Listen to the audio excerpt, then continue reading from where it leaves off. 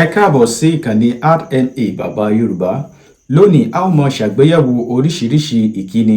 Gẹ́gẹ́ bí a ṣe mọ̀ nínú àṣà Yorùbá, oríṣiríṣi ìkíni la ní, bí ó tilẹ̀ jẹ́ wípé àwọn ìkíni kan wà tí a máa ń lò ní ojoojúmọ́, bí àpẹẹrẹ ẹ káàárọ̀, ẹ káàsán, ẹ kú ìrọ̀lẹ́, ẹ káalẹ́ àti bẹ́ẹ̀ bẹ́ẹ̀ lọ. Ṣùgbọ́n síbẹ̀ àwọn ìkíni kan sì wà tó jẹ́ wípé a kì í sábà lò wọ́n lójoojúmọ́, àti wípé gbogbo ènìyàn kọ́ ló mọ àwọn ìkíni wọ̀nyí.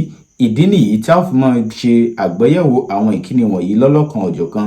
Ìkíni tá a ṣàgbéyẹ̀wò rẹ̀ lónìí ni ẹ kú àti. Ẹ kú àti. Nígbà wo ni a máa ń lo irú ìkíni yìí? Tí a bá ti ríyàn tipẹ́ tàbí ó ti pẹ́ tí a ti gbúròó irú ẹni bẹ́ẹ̀, a ó sọ pé ẹ kú àti. Bí àpẹẹrẹ, ó tójọ́ mẹ́ta tẹ́ ẹ ti rí mi lórí ìfọ́nrán yìí, ẹ lè kí mi pé ẹ kú àti. Bákan náà, ẹ̀yin olólùfẹ́ mi, ó pẹ́ tí mo ti gbúròó yín, mo lè kí yín pé ẹ kú àti.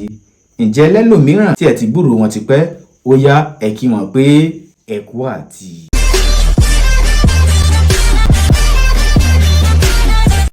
RNA Bàbá Yorùbá TV.